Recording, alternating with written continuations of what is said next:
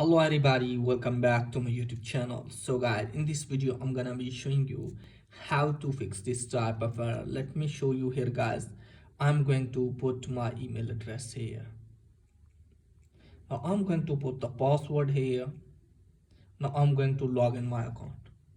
As you can see, this email and password combination is incorrect. If you're getting the error like this, then I'll show you how can you fix it. First of all, you have to tap on OK. Now after that guys, you have to tap on log in without password.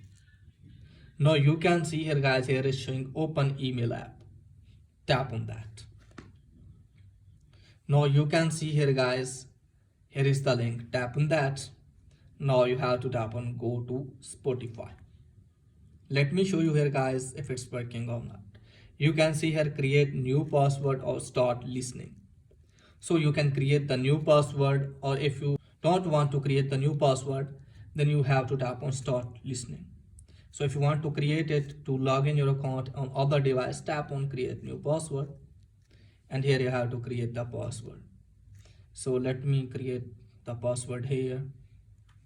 So I have created the password. Now it's done from me.